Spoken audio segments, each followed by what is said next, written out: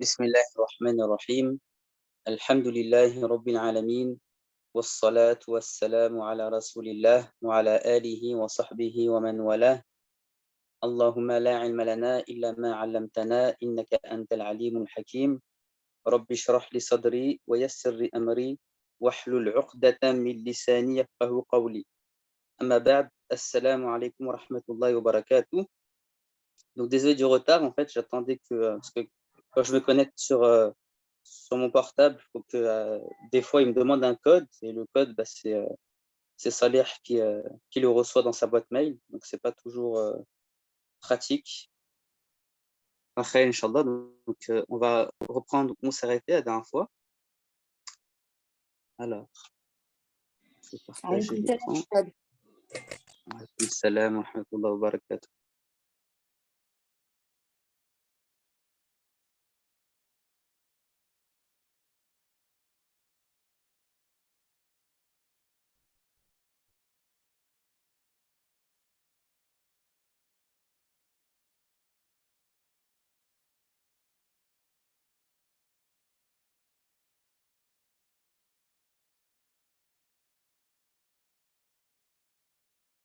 Alors, on était dans Tekfin. Donc, on avait vu tout ce qui est relatif au lavage. Donc, on avait parlé du lavage mortuaire, parce que là, on est dans le thème de Janaza, donc le dernier chapitre. Et donc, on était arrivé au Tekfin, donc l'ensevelissement, donc le fait d'ensevelir le défunt avec un tissu. Alors, ce qui est obligatoire lors de l'ensevelissement du défunt est de couvrir tout le corps, peu importe la manière ou la forme. Ça, c'est vraiment ce qui va être obligatoire. Ce qui est recommandé, donc quand on parle de tout le corps, c'est le visage compris, hein, parce qu'il y en a qui, ne couvrent pas le visage, mais même le visage fait partie des choses obligatoires. Le défunt, que ce soit un homme ou une femme, doit avoir le visage couvert. Et ce qui est recommandé, c'est que le fait que l'homme soit enseveli avec 3 ou 5 vêtements, mais 5 est préférable, et la femme avec 5 ou 7, mais 7 est préférable. Ils peuvent être ensevelis avec un tissu neuf ou ancien de couleur blanche ou d'une autre couleur, mais il est préférable de choisir la couleur blanche. Donc le fameux linceul.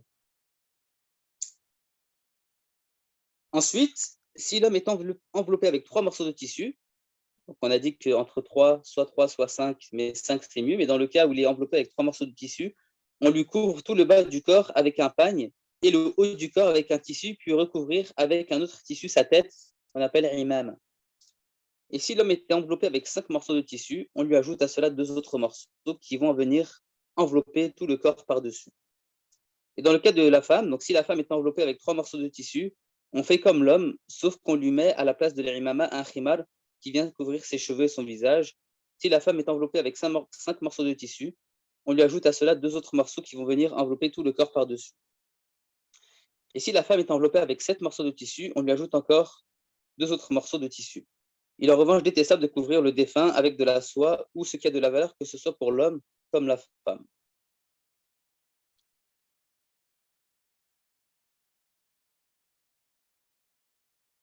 Maintenant, concernant la manière d'ensevelir. Donc, après avoir lavé le défunt et l'avoir séché, donc là, ce qu'on est en train de faire, c'est vraiment de tout ce qui est relatif à l'al-janaza, tout ce qui est prière mortuaire, lavage, etc. Mais on est en train de voir la théorie. Après, bien entendu, comme je l'ai dit, c'est beaucoup mieux d'assister, celui qui peut assister à une janaza. Donc, c'est beaucoup mieux. Pardon, je vais juste enlever mes notifications. Donc, c'est beaucoup mieux, celui qui souhaite assister à une janaza, notamment le lavage et puis l'ensevelissement, parce que ça va être la meilleure façon d'apprendre. Ça reste toujours mieux que la théorie. Mais c'est bien d'avoir au moins un peu de théorie auparavant. Donc, après avoir lavé le défunt et l'avoir séché, on place les grands morceaux de tissu sur le sol propre, on y met du musc ou du parfum, puis on met un peu de musc sur du coton que l'on place dans les oreilles, sur les yeux, sur la bouche, dans le nez et les 2 voies naturelles sans enfoncer le coton. Ensuite, on met un peu de musc sans coton sur les parties touchant le sol lors de la prosternation, comme le front, le nez, les paumes des mains, les genoux ainsi que les bouts du pied. On fait la même chose avec les parties où il y a un creux, comme sous les aisselles, le nombril, derrière les genoux. Le parfum musc est recommandé pour tous les défunts, que ce soit une personne décédée en état d'ihram lors du Hajj ou de la Umrah, ou une femme décédée lors de sa période de viduité. On place les bras le long du corps ou croisés sur la poitrine, et ensuite on habille le défunt avec les morceaux de tissu. Donc, ça, c'est tout ce qui était relatif au takfin, à l'ensevelissement. Maintenant, on va voir ce qui concerne le convoi funéraire, parce que le convoi funéraire fait partie des sunan aussi. Donc, il est recommandé de suivre le convoi funéraire jusqu'à la prière mortuaire ainsi que l'enterrement. Même si le convoi se fait en voiture, on aura la récompense du convoi funéraire. Le musulman sera récompensé à condition de le faire pour avoir la récompense d'Allah, donc avoir une bonne intention. Celui qui accompagne le cortège funèbre d'un musulman, poussé par sa foi et son désir de la récompense d'Allah, donc ça c'est le hadith du prophète sallam, et qui reste jusqu'à ce qu'on prie sur lui et jusqu'à la fin de son inhumation, retourne avec 2 masses de récompense, chaque masse égale au mont Uhud. Celui qui participe à la prière et retourne avant son inhumation revient avec une seule masse de récompense. Donc là, ici, le prophète sallallahu alayhi wa sallam, il nous dit, donc c'est vraiment un hadith qui est souvent cité, notamment par les imams lors d'une janaza. Il nous dit que le croyant, donc qui souhaite, juste qui assiste à la prière, il aura ce qu'on appelle un qirat. Un qirat. Et le croyant qui fait la prière d'al-janaza et ensuite il suit le convoi jusqu'à ce qu'il arrive à l'enterrement, donc s'il assiste à l'enterrement, ah bien lui, il aura 2 qirat. Et les compagnons ils ont dit, c'est quoi 2 qirat, ya Rasulallah? Et il a dit, c'est comme misla hadhaini al-jabalain, comme ces 2 grandes montagnes. Et il parlait de la montagne Uhud, justement. Donc c'est vraiment 2 montagnes de récompense, de hasanat, pour voir à quel point quelle est la récompense qu'il y a derrière l'enterrement, donc le fait d'assister à la prière, l'enterrement, au convoi, etc. Ensuite, les règles de bienséance lors du cortège. Oui. Ah, pardon. Une question? Oui, c'est moi. Oustad, je voulais poser une question. Enfin, 2, en fait. C'est valable pour tout le monde? Parce que dernièrement, dans notre mosquée, on a quelqu'un qui est décédé. Et à cette janaza, après, l'imam nous a dit de suivre le convoi et de se retrouver au cimetière. Puis moi, je me suis posé la question de est-ce que c'était aussi pour les femmes le message? On peut y aller même si c'est des inconnus ou pas? Comment, si c'est des inconnus, c'est-à-dire inconnus à la famille? C'est-à-dire que la personne décédée, on ne la connaît pas en fait. Même si la personne, on ne la connaît pas, il y a la récompense, elle est à la clé. Donc, même si la personne elle est inconnue, c'est valable aussi. Et les femmes aussi, elles peuvent y aller? Allah alam, concernant les femmes, je ne sais pas s'il y a la même recommandation que pour les hommes. Voilà, la recommandation, elle est pour les hommes, elle n'est pas pour forcément les femmes. Allah alam, je ne peux pas te donner de réponse. On va en reparler concernant l'enterrement. Quand on va arriver à l'enterrement,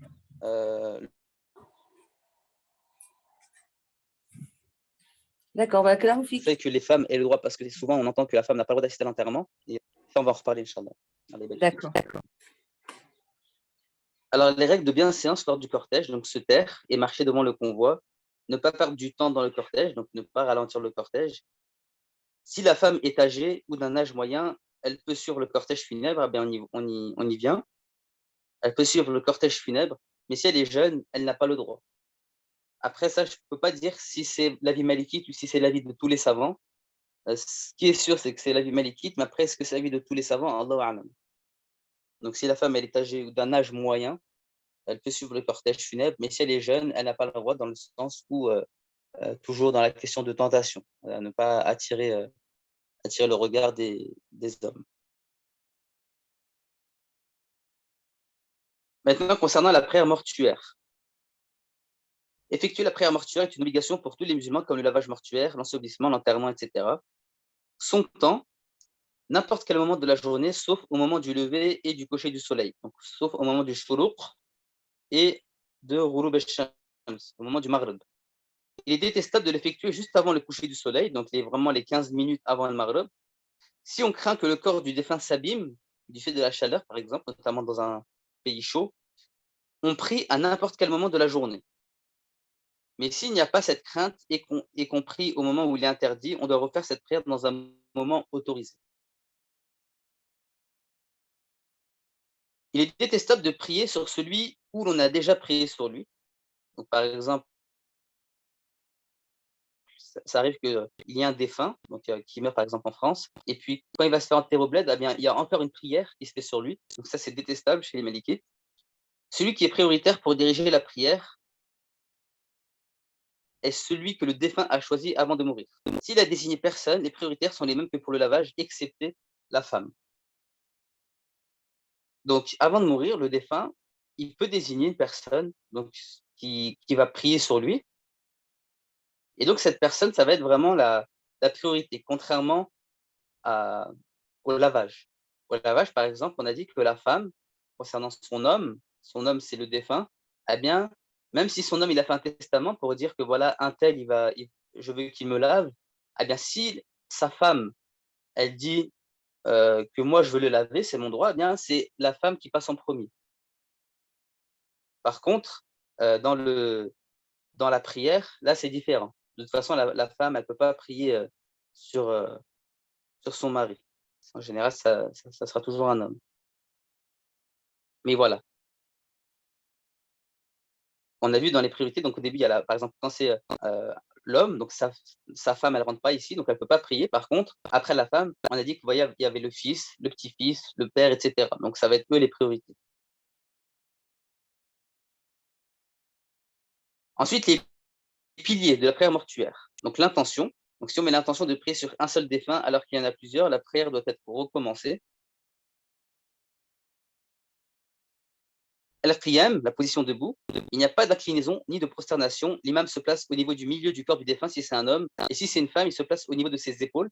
La tête du défunt doit être orientée vers la droite de l'imam. Il est autorisé d'effectuer une seule prière pour plusieurs défunts. Donc ça, c'est la deuxième pilier, Al-Qiyam, la position debout. Troisième pilier, 4 takbirat. Donc il faut lever les mains durant le premier takbir, et on peut lever les mains pour les autres takbirat, mais ce n'est pas obligé. Si l'imam oublie un takbir, il en ajoute un si le temps passé est court. Si le temps passé est long, on recommence la prière. Mais s'il a ajouté un takbir, la prière reste valable. Celui qui arrive en retard, il rattrape les takbirats manqués après as-salam de l'imam. Ensuite, les invocations après chaque takbir et un seul salam. Alors, concernant l'invocation du défunt. Donc ça, c'est vraiment la prière selon le rite malikite. Donc, concernant l'invocation, dire pour le défunt, donc l'invocation qui a été relatée du prophète sallallahu alayhi wa sallam, Allahumma ighfir lahu warhamhu wa'afihi wa'fu anhu wa akrim nuzulahu wa wasi' mudkhalahu waghsilhu bil ma'i wath thalji wal barad wa naqqihi min al khataaya kama yunaqqa ath-thawbu al abyadu min ad-danas. Allahumma abdilhu daran khayran min darihi wa ahlan khayran min ahlihi wa zawjan khayran min zawjihi wa adkhilhu al jannah wa a'idhhu min 'adhabi al qabr wa min 'adhabi an-nar. Donc, je vous laisserai la lire en français. Et concernant les actes recommandés, donc prononcer les louanges à Allah après chaque takbir, donc le fait de dire Alhamdulillah, faire les invocations à voix basse, les takbirat et as-salam à voix haute pour l'imam et à voix basse pour les prières, et tourner la tête vers la droite lors du salam. Donc il y a juste un seul salam et on va tourner la tête vers la droite. Ensuite, il y a l'invocation pour l'enfant défunt. Donc c'est une invocation qui est différente. Donc, oh Allah, rend-le un prédécesseur et une épargne pour ses parents et accepte son intercession. Oh Allah, augmente grâce à lui le poids de leurs bonnes actions et accroît leur rétribution. Place-le parmi les croyants vertueux. Mets-le sous la tutelle d'Ibrahim, et préserve-le par ta miséricorde du châtiment de l'enfer. Donne-lui en échange une demeure meilleure que la sienne et une famille meilleure que la sienne. Oh Allah, pardonne à nos ancêtres et à nos descendants et à ceux qui nous ont précédés dans la foi.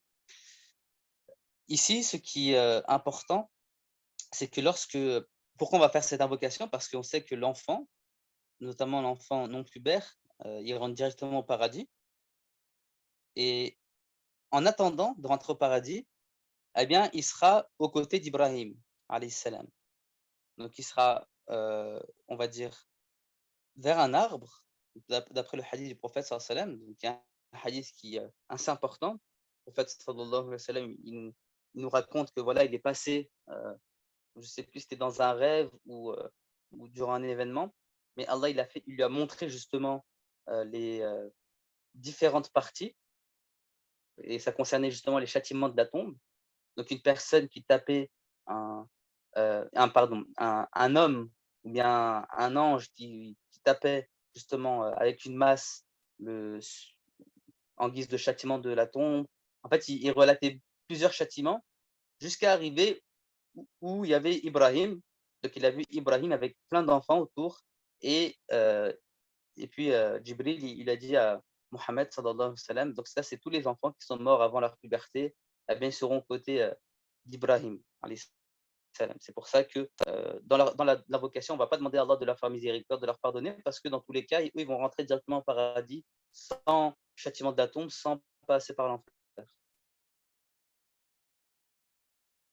Ensuite, la récitation de l'Fatiha. Donc, réciter l'Fatiha dans la prière mortuaire n'est pas l'avis de l'imam Malik, ni celui de Abu Hanifa. Il est en revanche obligatoire chez Shafi'i ainsi que Ahmad ibn Hanbal.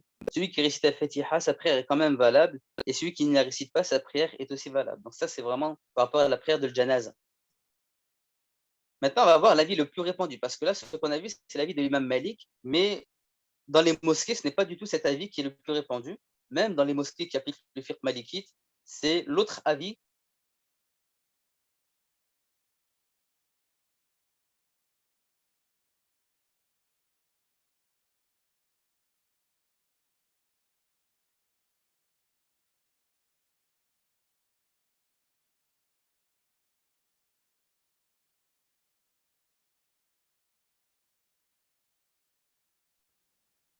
Vous m'entendez pas, je pense. Non, on n'entend plus. Non, on t'entend plus. Donc là, vous m'entendez. Là, oui. Oui. D'accord. Donc, comme je le disais, dans les mosquées, en général, c'est souvent l'avis de la majorité des savants, excepté l'imam Malik qui est répandu. Même des mosquées malikites, ils vont appliquer l'autre avis. Donc, l'autre avis, c'est celui-là. Donc, on récite la Fatiha après le premier takbir. On récite la prière sur le prophète après le second. Donc, la prière sur le prophète, c'est la prière qu'on appelle abrahamique, as-salat al-ibrahimiyya. Donc, Allahumma salli ala nabi, Allahumma salli ala Muhammad wa ala ali Muhammad, kama sallayta ala Ibrahim wa ala ali Ibrahim. Donc, dans la deuxième partie du tashahhud. Ensuite, on invoque pour le défunt après la troisième, donc après le troisième, pardon, troisième takbir. Donc, l'invocation dont on a mentionné tout à l'heure. Et enfin, on invoque pour l'ensemble des musulmans vivants et morts après le quatrième. Donc ça, c'est l'avis le plus répandu chez la majorité des savants. Et ce n'est pas l'avis de l'imam Malik, mais comme je l'ai dit, c'est vraiment cet avis-là, la majorité des savants qui est appliqué même dans des mosquées qui appliquent le fiqh maliki. Si la prière n'a pas été effectuée et que le défunt a été enterré, on peut prier sur lui devant sa tombe. S'il a juste été descendu, on le remonte, puis on prie sur lui. Et enfin, l'enterrement. Donc d'après Hani Afrachi de Uthman ibn Affan, lorsque Uthman anhu, se tenait auprès d'une tombe, il pleurait jusqu'à mouiller sa barbe. On lui a dit, tu mentionnes le paradis et l'enfer et tu ne pleures pas, mais lorsque tu mentionnes la tombe, tu pleures. Il a dit, j'ai certes entendu le prophète sallallahu alayhi wa sallam dire, la tombe est la première étape des étapes de l'au-delà. Si la personne en est sauvée, alors ce qui vient après est encore plus facile, et s'il n'en est pas sauvé, alors ce qui vient après est encore plus dur. Donc là, pour montrer que la situation dans laquelle sera le défunt dans la tombe va en dire long sur cette situation le jour du jugement. Donc si le défunt, voilà, il a un confort, on va dire, dans sa tombe, eh bien, il sait déjà qu'il va aller au paradis. Il sait que ça va être facile pour lui. Par contre, si le défunt, il va subir beaucoup de châtiments dans sa tombe, eh bien, c'est possible qu'il aille en enfer, sauf si Allah lui fait miséricorde. Et il le prend et puis il le mène au paradis. Donc ça, c'est Allah qui va décider. Mais voilà, pour dire que celui qui est dans sa tombe, il a déjà un aperçu de ce qui va se passer pour lui après le jour du jugement. Il est interdit de mettre dans la tombe avec le défunt une feuille où il y a des invocations ou autre chose. Lorsque le défunt est dans la tombe, une personne doit inciter les fidèles à invoquer pour le défunt comme le faisait le prophète sallallahu alayhi wa sallam. Il disait, demandez pardon à Allah pour votre frère et implorez pour le rendre fort, car il est en train d'être questionné. Et puis réciter Surat al-Fatiha n'est pas l'avis de l'imam Malik, mais les savants sont unanimes sur le fait que les invocations et les aumônes en faveur du défunt lui parviennent directement. Donc vraiment, s'il y a une chose qui ne vont pas parvenir directement au défunt, il y a des divergences concernant le fait de réciter le Coran, mais les invocations et les sadaqas au nom du défunt, ça c'est sûr, chez l'unanimité des savants, ça lui parvient directement. Donc s'il y a vraiment une chose à faire pour nos défunts, pour nos proches qui sont morts, eh bien, même si ça fait longtemps qu'ils sont morts, donc faire des invocations pour eux toujours, même pendant les prosternations, demander à Allah de leur faire miséricorde, de leur pardonner, et puis aussi, de temps en temps, de faire des sadaqas à leur nom. Et ça va, ça va aller directement dans leur compte de hasanat. Ils vont en profiter directement, Inch'Allah. Concernant les condoléances, donc le prophète sallallahu alayhi wa sallam a dit « Celui qui soulage un croyant d'un souci parmi les soucis de l'ici-bas, Allah le soulage d'un souci parmi les soucis du jour du jugement. » Et donc la formule à prononcer lors des condoléances en arabe, c'est « A'zama Allah » ou bien « A'zama ». Donc les deux sont justes, « A'zama » ou « A'zama ». Donc « A'zama Allahu ajrakum wa ahsana aza'akum wa ghafara limayyitikum wa awadakum khayra ». Donc qu'Allah augmente votre récompense, vous soulage pleinement et qu'il pardonne à votre défunt et qu'il vous le remplace en bien. Donc ça, c'est la parole à dire lors des condoléances.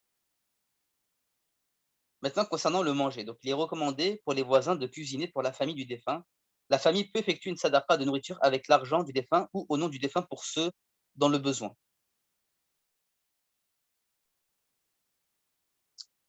Transporter le défunt. Donc après, juste pour revenir concernant le manger, donc certes, il est autorisé à la famille de faire une sadaqa de nourriture au nom du défunt. Mais après, il y a une chose qui est importante à mentionner, c'est qu'aujourd'hui, surtout dans les pays du Maghreb, dans nos traditions, c'est qu'obligatoirement maintenant, on dirait que la famille du défunt doit obligatoirement cuisiner. On leur impose vraiment cette charge de cuisiner alors que la famille est en deuil. Alors que ce qui est recommandé dans notre sunna, c'est on va dire les voisins, vraiment les proches de la famille du défunt qui vont faire ce travail, qui vont cuisiner pour cette famille. Ce n'est pas à la famille, à la femme, par exemple, du mari, à ses filles, à ses garçons, etc., d'organiser le repas, etc. Là, ils sont en période de deuil. Peut-être après, s'il va faire une sadaqa, mais sinon, sur le moment, c'est vraiment les proches de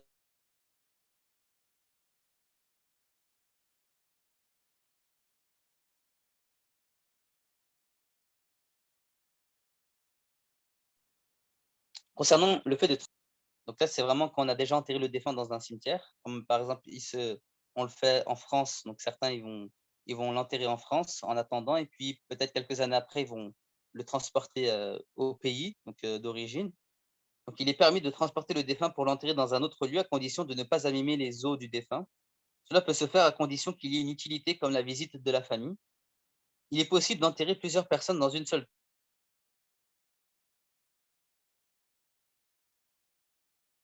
nécessité. Là, il y a aussi que le fait d'enterrer le défunt dans son pays d'origine, eh bien, ça va être mieux pour lui quand sa situation dans sa tombe, etc. Alors que pas du tout, vraiment pas du tout. Le défunt qui soit enterré en France, qui soit enterré en Algérie, au Maroc, qui soit enterré, qui soit mort noyé, Allah il va faire que sa tombe, ça sera la même, enfin, ça sera celle qu'il aura méritée. Donc peu importe où il est mort, peu importe si on a retrouvé son corps ou pas, peu importe le pays dans lequel il va être enterré, si c'est une personne qui a fait que du mal et qu'il est enterré dans son pays d'origine, en Algérie, avec ses proches, etc., ça ne va rien changer pour lui. Donc ça, c'est important de le préciser. Après, bien sûr, la chose qu'on peut rajouter, c'est que celui qui est enterré en terre d'islam, donc pas en terre d'islam, pardon, en terre sacrée, notamment Al-Haram, autour de l'Haram, ou bien à Médine, eh bien là, on sait que voilà, ce genre de personnes, ils vont plus profiter.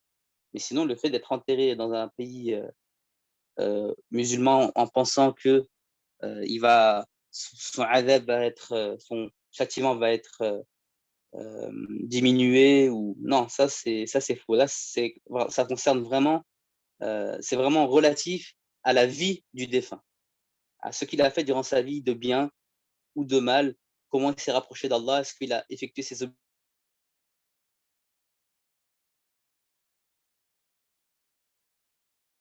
etc. C'est ça qui va faire la différence. Concernant la visite des tombes, donc le prophète sallallahu alayhi wa sallam, il nous a dit: «Je vous avais interdit de visiter les tombes, visitez-les désormais car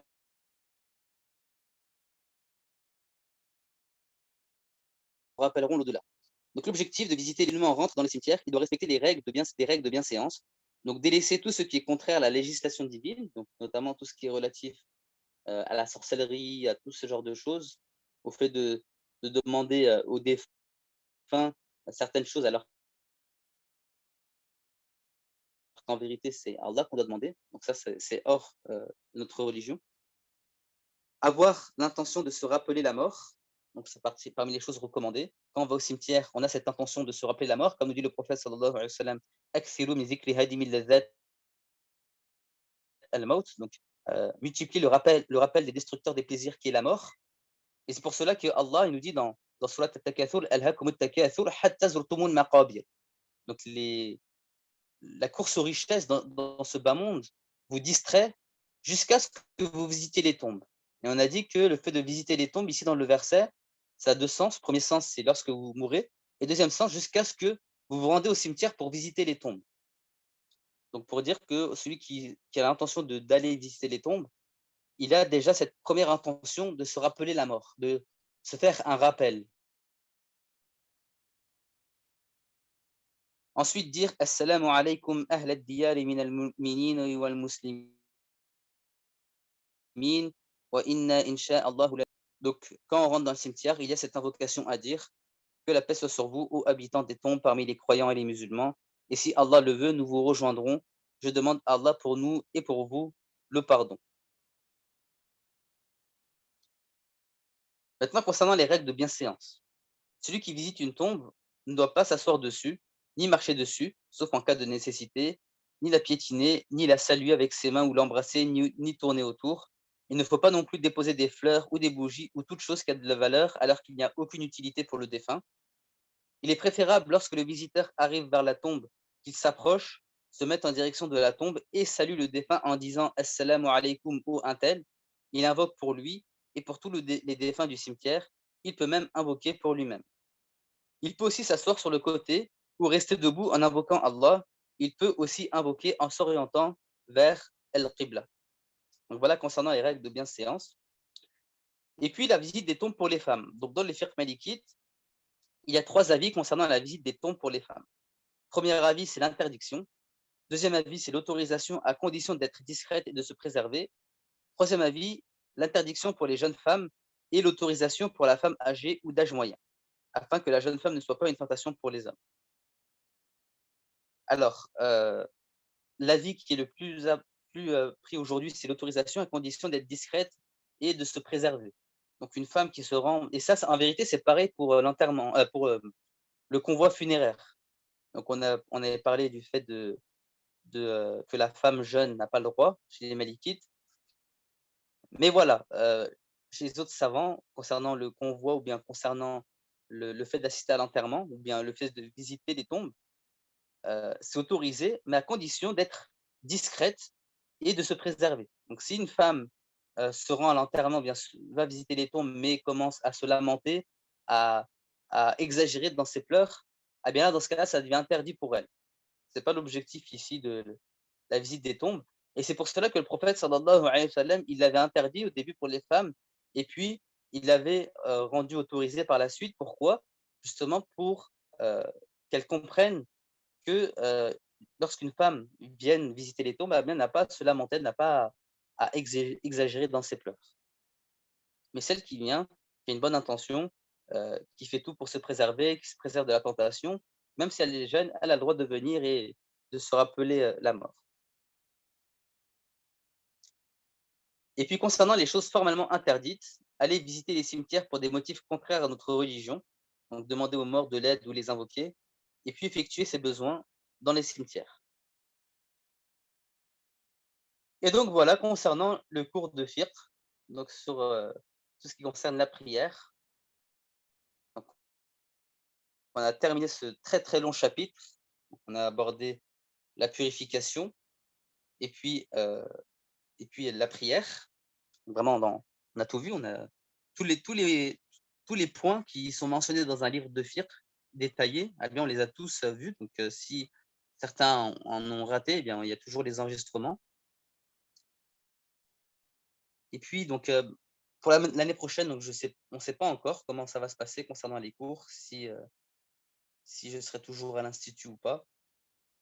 En tout cas, j'espère que cette année vous a plu,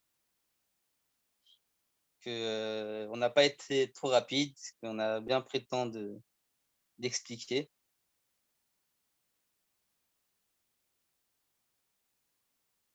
Donc, ce qu'on va faire, on va clôturer, Inch'Allah. On va clôturer ce dernier cours. Et puis, de toute façon, on va Salam alaikum. Excuse-moi, salam. Fares. Oui, les cours, il n'y a rien à dire, hein, machallah.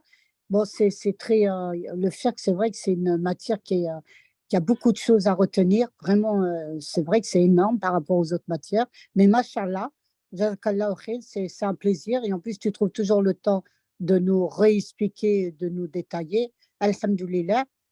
Moi, j'ai une petite question. On en a parlé dernièrement, il y a eu pas mal de décès. Concernant le cercueil, il y en a qui disent que quand ils arrivent dans leur pays d'origine, ils enlèvent le cercueil pour garder que le corps. Or, non, il paraît que non. Nous, Yema, Rahma et mon frère, ils sont arrivés avec le cercueil, on les a enterrés avec le cercueil. Qu'est-ce qu'il y a? Est-ce qu'il y a une. Voilà. Alors, normalement, en islam, on n'enterre pas avec un cercueil. Normalement, c'est vraiment le linceul directement. Mais normalement, ce qui est recommandé, c'est de ne pas enterrer avec un cercueil. Le prophète sallam, il n'a pas été enterré avec un cercueil, ni les compagnons, tous ceux qui sont présents dans le cimetière d'Al-Baqi'. Donc, voilà, c'est pas recommandé. Le fait de rajouter un cercueil, c'est vraiment quelque chose qui a été rajouté par la suite, notamment avec l'Occident. Donc, eux, ils ont cette manière de faire. Mais sinon, non, en islam, on n'enterre pas avec le cercueil. On enterre directement le défunt entouré du linceul. C'est tout. Oui, oui, bien sûr, non, non, mais ça, oui, oui, ça, je l'avais bien compris. Mais nous, en Occident, nous, en France, ils sont scellés, les cercueils. Donc, tu dis que quand on arrive dans nos pays d'origine, on doit les ouvrir. C'est bien ça. Ils sont Oui. scellés. Ils sont scellés et c'est impossible de les ouvrir si ce n'est avec une hache ou je ne sais pas, moi, en fait, tu vois, c'est très dur de les ouvrir, très, très dur. Oui, oui. Ouais, c'est vrai. Après, là, il n'y a pas de. Comment dire? Il n'y a pas de Mais mal, ça en fait. change rien. Ça Parce change que rien. c'est sûr, ça ne va rien changer concernant Ok, le c'est ça défunt, que je voulais comme on a savoir. expliqué. Ça ne va rien changer pour lui. Comme je l'ai dit, c'est vraiment ce qu'il a fait durant sa vie, c'est la connexion qu'il a eue avec Allah durant sa vie qui va tout changer. Il se peut que une personne, vous savez, il y avait on raconte, il y a une personne, je ne sais plus si c'est un hadith, mais c'est un hadith du prophète sallallahu alayhi wa sallam.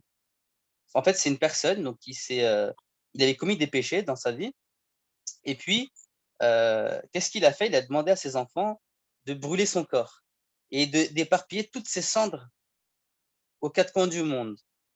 Et donc c'est ce qu'ils ont fait. Il est mort et puis ses enfants ils ont éparpillé ses cendres.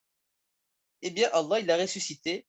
Et il lui a dit pourquoi tu as fait cela? Tu sais très bien euh, que moi je peux ressusciter n'importe qui, même s'il y a des milliards de cendres qui sont éparpillés dans toute la terre. euh, Juste, Allah, il dit soit, et les cendres, elles ressuscitent le corps. Subhanallah, ça c'est Allah il fait ce qu'il veut en fait. Et puis il lui a dit, pourquoi tu as fait cela? Et puis cet homme,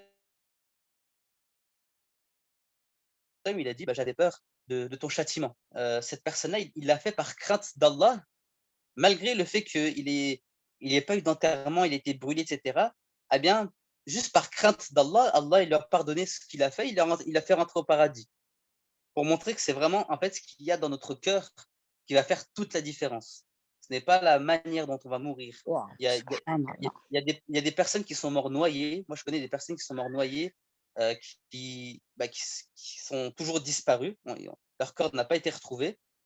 Ah bien, si ces personnes-là, elles ont fait du bien dans leur vie, si elles étaient connectées avec Allah, Allah il va faire qu'ils auront une tombe et peut-être qu'ils auront des tombes bien plus confortables que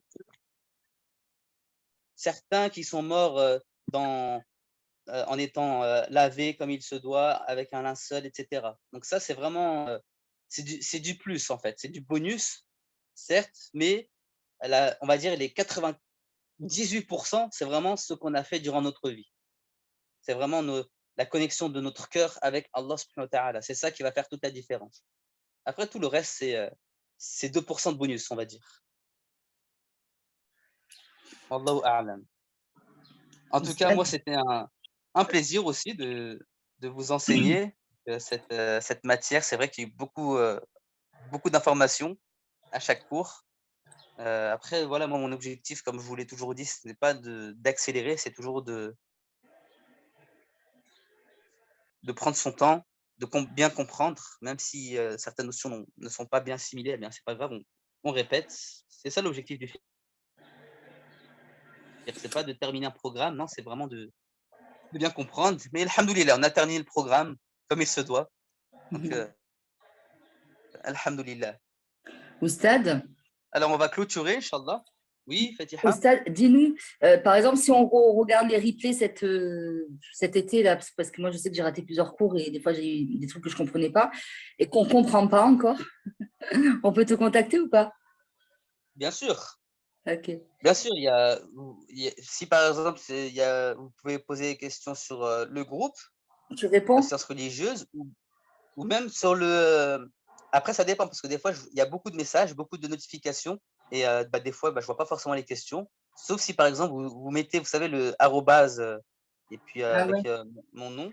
Donc ça, je sais que ça me concernera. Sinon, ceux qui veulent poser des questions en privé, il y a mon numéro qui est disponible. Vous pouvez très bien le prendre des sciences religieuses du groupe, et puis vous me contactez en privé, il n'y a aucun problème.